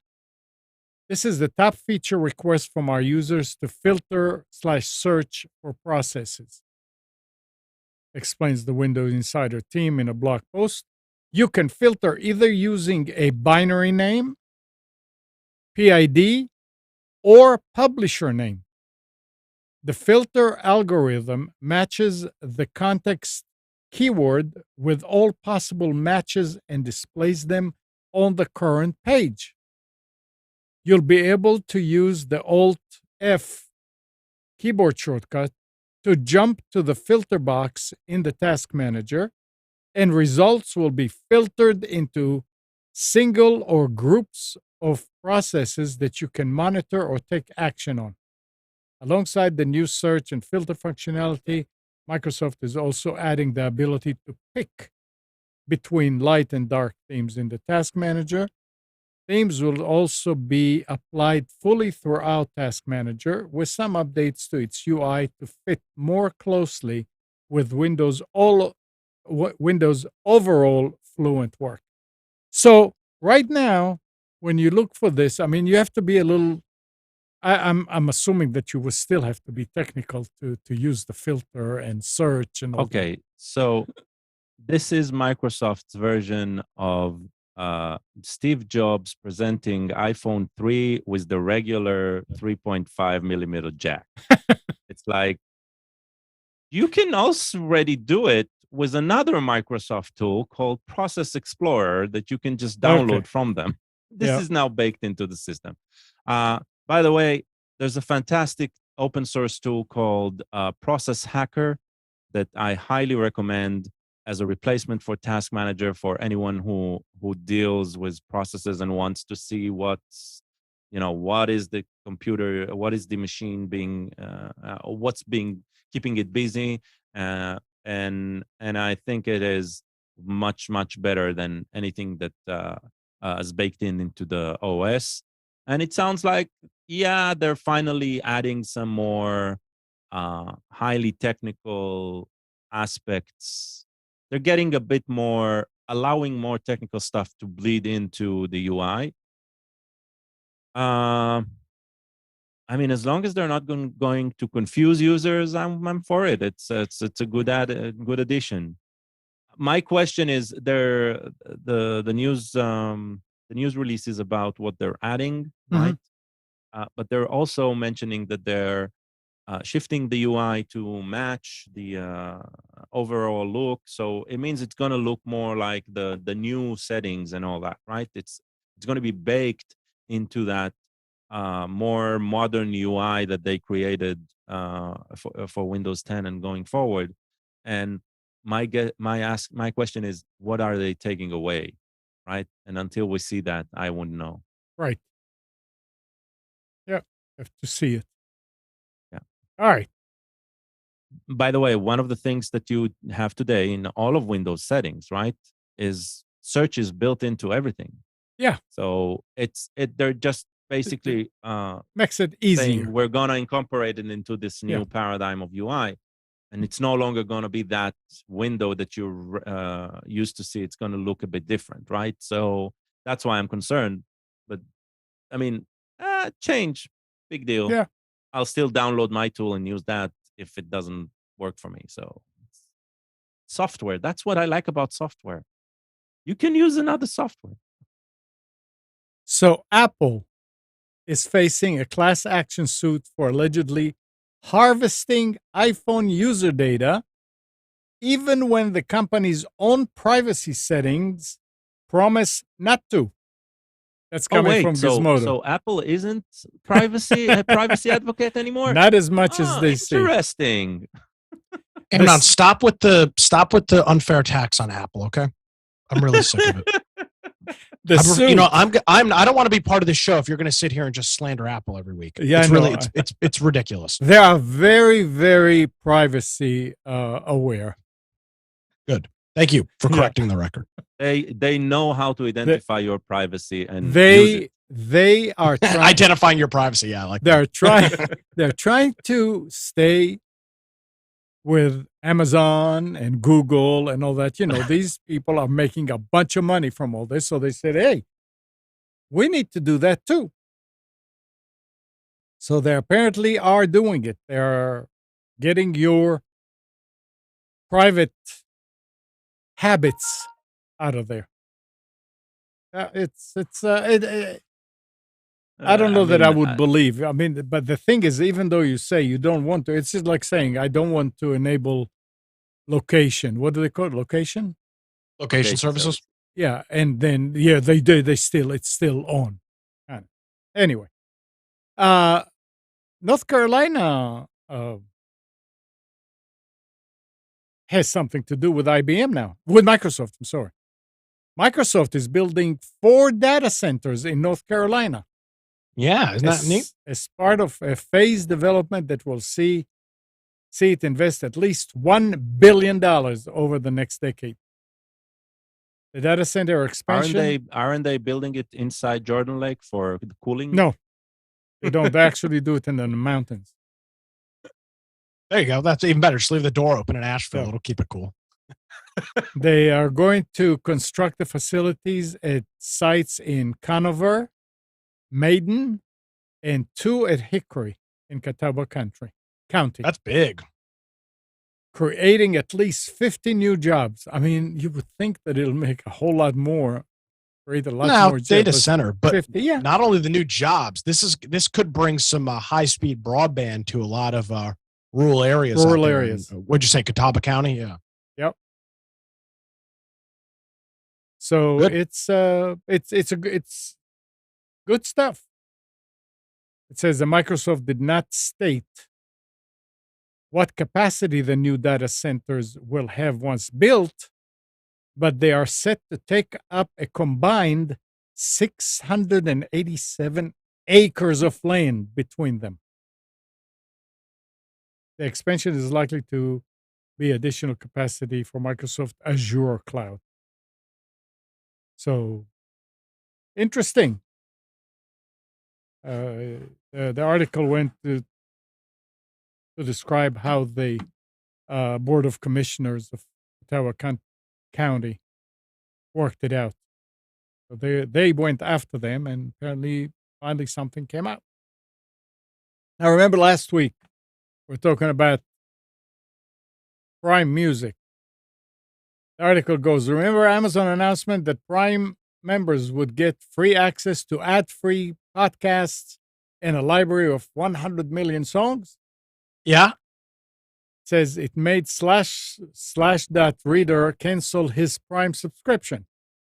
Because despite the upgrade to 100 million tracks, all of these, including the albums that were available on Prime Music previously, can only be played in random order. What? That's what it says. Oh, so it's like Pandora. Pandora. Or You can skip forward. You can't skip forward or back while playing a song either. And if you like to listen to classical music, you now have to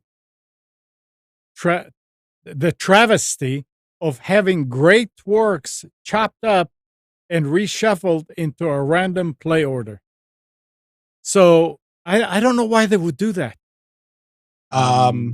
License No. because they don't want to pay out large sums of money to single individual artists. The same. That's the reason Pandora does that. Is the same reason. Like, for example, if a new song, like for what was it, Taylor Swift, that has a couple of new songs out, her stuff is like hot. It's like she's got like 8 of the top 10 songs in the country. Spotify is going to pay a fortune to her when that's said and done because of licensing and individual streams. That's the deal. Amazon and Pandora, oh, they don't necessarily have to worry about it if it's on a repeat shuffle. You can't have 100 million people play the song over and over and over and over and over again. But that does, and I never tried it. But does that mean that you cannot even start requesting a certain song? And I'm checking. Then, I'm going to look too. I opened the Amazon app. I went into, let's say, a Beatles album. Yeah, it all shows shuffle icons around it. So, but can you start with something that you want? Yeah, I can play that one song, and from then on, it will give you whatever it right? wants. But it tells me try Amazon Music Unlimited. So yeah, I see that as well. So yeah, so now it's clear of what they did. They opened up. By the way, Spotify works exactly the same way when you're not paying a subscription. Oh, really? Okay, I didn't know that. Yeah, on mobile. I don't know about computer, but on mobile, if you don't have a subscription, then they provide only randomized access and ads in between. So I wonder if that's what they did. It's just they opened everything for randomize, and they just removed. They just never added ads into the service. But you know what? Still a good deal, right? You don't pay for Prime for that. So yeah, but if you want to sit down, I say not a bad deal. But wait a second. If you want to sit down in an evening where you have company and you just want to get into Amazon and play, let's say, tell it to play soft music. Yeah, so that covers you. Mhm. Yeah. If you do not care about the curation, if you do not, I mean, a lot of people do care, and that's fine. That's perfectly okay. And I'm not dishing. So that / user that says I don't care for that, right? I completely understand him. You don't want to listen to a complete piece of work that has been curated in a certain way, right? And here it's split up and randomized. That's crap. That's bullshit. Right. So, but if all you want is access to randomized music, right? Yes, it's still the best offer right now, especially if you already have Prime, right? So you can you think you can say play. I mean, we used to sit outside and I would tell it to play 60s music. right, Oh, so yeah. it And it'll still do works that. that way, and you'll just get more music.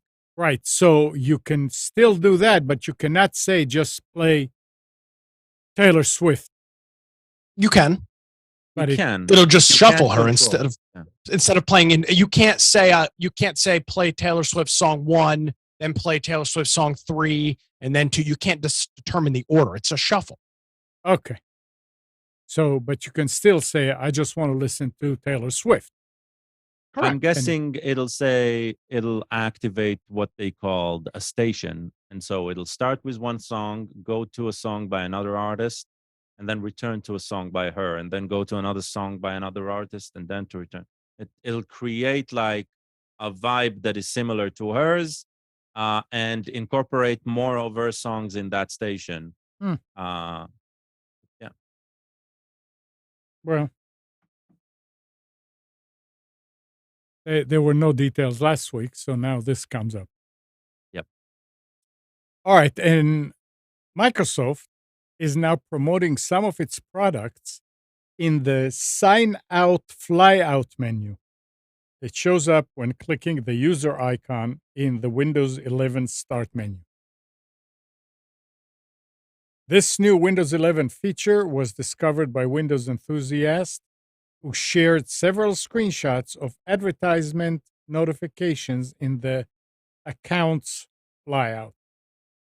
The screenshots shows that Microsoft promotes the OneDrive file hosting service and prods users to create or complete their Microsoft account. So I guess it's when you go to switch user in the sign off.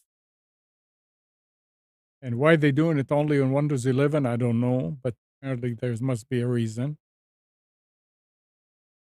Did you try it? No, It doesn't? Okay. I don't.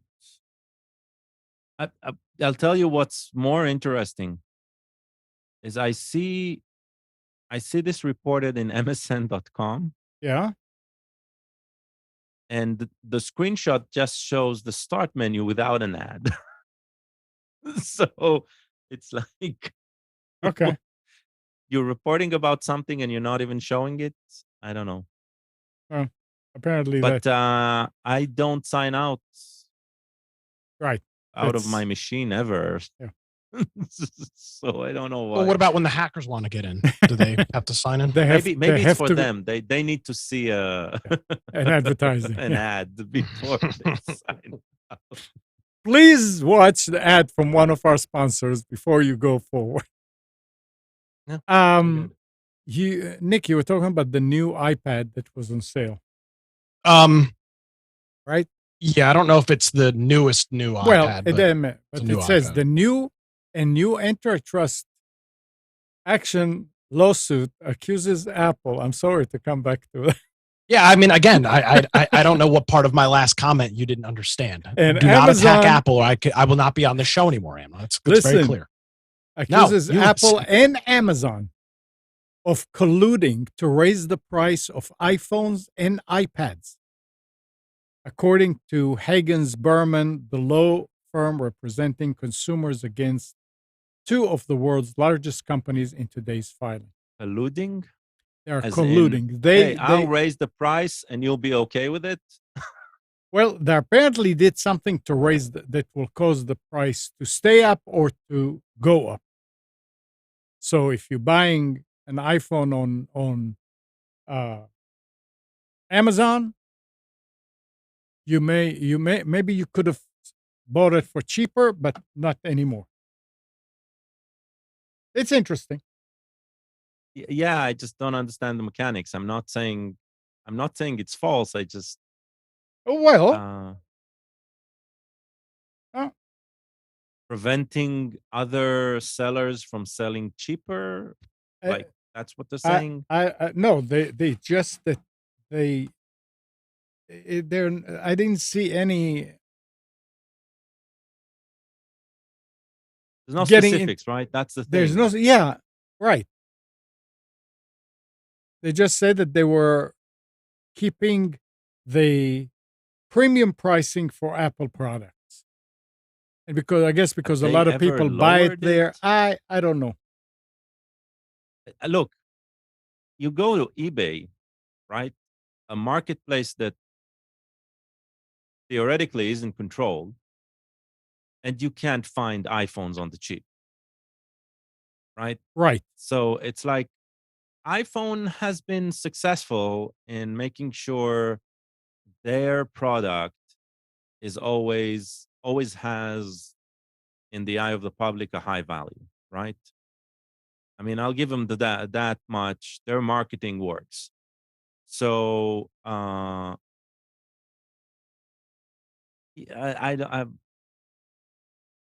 if you say colluding, then what do you mean? Right?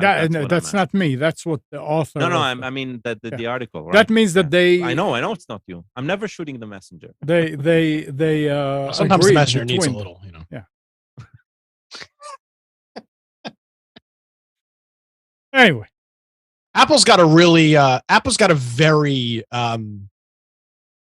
mature marketplace and stuff for their devices. They have that really locked down. Yeah. Sony had the same thing. Like even when you go to Costco and you're like, oh, I'm buying a cell phone from Costco. It's not from Costco. It's from a mobile retailer that's essentially renting space inside of Costco. And they're an author, they've gone through whatever. I'm sure it's a stringent, ridiculous, expensive process that Apple has for them to be able to do that. Yeah. They just after the traffic there. Say it again. They're just after the traffic over there. That's what they're hoping. That yeah, I mean it's the traffic. And it's also the it's also very convenient. Plus they struck a deal with whoever. So Google announced that it's making the new Gmail interface the standard experience for users. You're not going to be able to go back to the older UI. They allowed it since they released the new UI earlier this year. They allowed you to go back, but no more. That's it. Which makes sense. This year, I feel like that new interface has been going on for a long time. It says since the company first released the new interface earlier this year, but allowed users to revert back to the original view. But starting this month, no more. Yeah. Well, I mean, it's fine. They don't. Why should they maintain two? Makes no sense. And I think they also didn't do a bad job about it or something or anything like that, right? It's not like they ruined anything. I don't know. I don't use it, so the modifications are really, really small if they are. So, yeah. And you didn't talk about not being able to switch back to the old WRAL website. No. Okay. What do you mean? They rolled out a new website, and for the last couple months, you've been able to click a button to go back to the old website. They got rid of that as well. So I believe you're stuck on the new WRAL.com experience. Interesting. I wasn't aware. But again, I don't go there much. So no. I don't know. Well, you don't need to report the news every day at 6 a.m. So yeah, that's right. I mean, news. Reporting news is a subjective term, Gal. And talking about slow I business. went this week from being called a right-wing extremist on Monday to an anti-Trump liberal on Wednesday. It's been quite the whirlwind of Wow. yeah. I've run the gambit this week, ladies and gentlemen. Comes with the territory. Goes with Yeah, So that's fine. wait. Does this mean you're running for politics now? No, my girlfriend has asked me the same question. I said no, it's not for me. I have to clean up my act too much. I don't want to have to do that.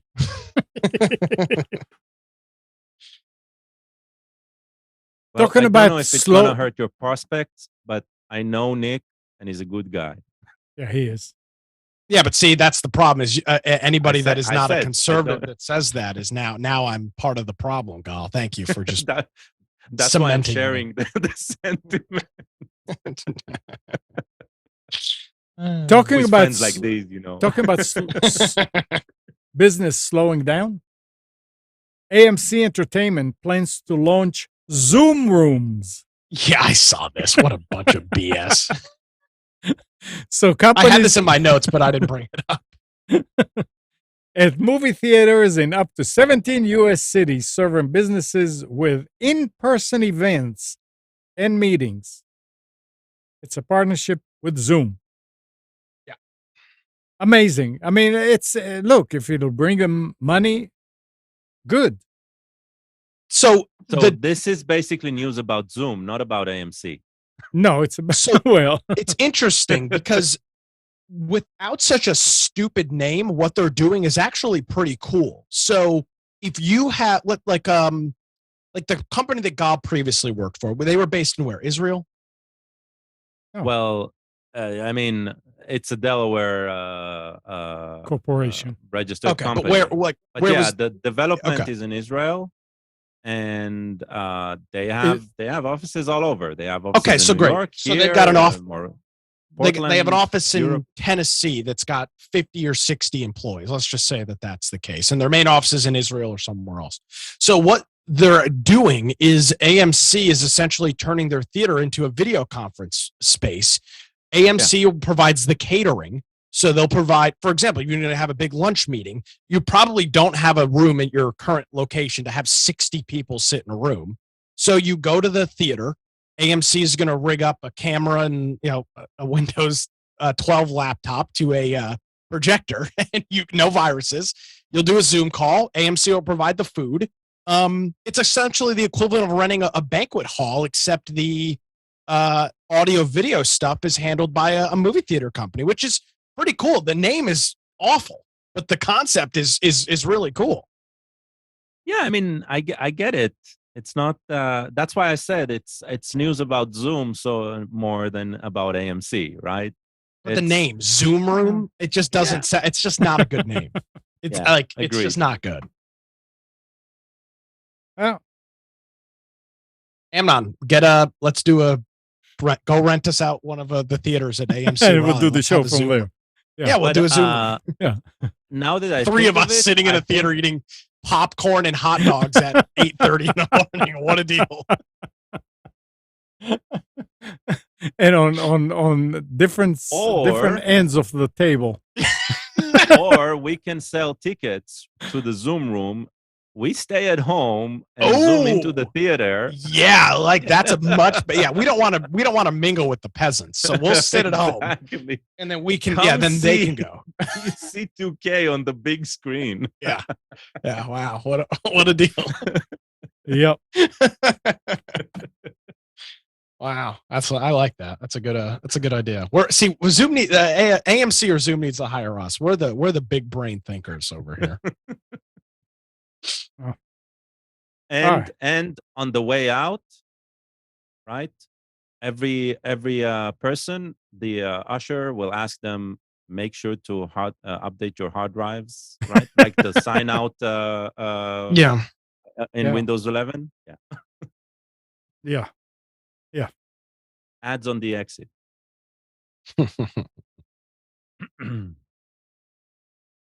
Okay. We reached that point. It's that time again. Anything else anybody wants to add? to bring up? Nada. To bring down? I'll be on statewide TV on Friday night. So are you coming? I'll be up there Friday afternoon. I mean, are you staying? Or are you No, I got to come back Saturday. Okay. Or excuse me, I got to be back for an event Saturday. So no, I'll be up there Friday afternoon though. Okay. All right. Well, then let's end the show. Very, very good. Yeah, I got crypto to go buy, so we got to get out of here. Prices are good until noon. Yeah, exactly. Thanks, Nick. Thank you. And thanks, Gal. And good morning, Kathy, Hannah, Nabil, Mac, Norm, Katie and Donna, Ina, Eleanor, Sarid, Yaakov and Yael. Thanks, everybody, for tuning to Computers 2K Now. We hope you enjoyed and maybe learned something from our time together. Remember to practice safe computing. Back up your hard drive and update your virus scanner. We'll be back here next Sunday at 9, but you can always reach us at computers2know.com. Again, Monday through Friday, 6 to 9 a.m. Nick is on Wilmington's 980 The Wave and 107.9 FM.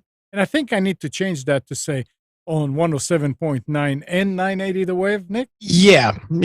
But either way. Yeah.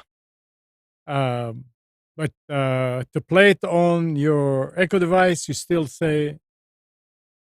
You could say, I think you say either or. Both of them? Okay, interesting. Yeah. Okay. For Monday, we've got a jam-packed show. We've got a Board of Elections director at 7:30 talking about the canvassing process, which will make the results official on Friday. And then we're doing a full hour of your phone calls on why the Republicans have managed to snatch defeat from the grasps of victory. So that'll be the 8 o'clock hour tomorrow, which it'll be a good show. All right. So 6 to 9 a.m. weekdays, 107.9 FM or 980 The Wave, and you can tell your Echo device to play 980 The Wave. I know that works. But you can always go to the recordings at nickcraig.com.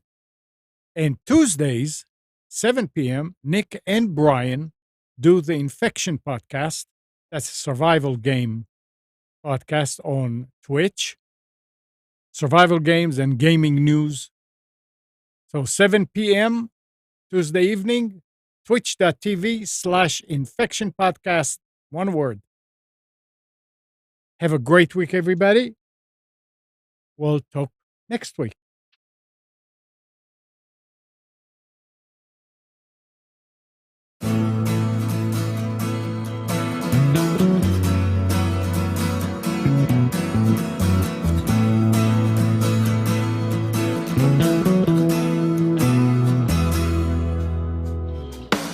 You are tuned to the Nissan Communications Network. If you tuned in too late, you can always watch each program in its entirety or download an MP3 audio file of it in the archives section at nissancommunications.com.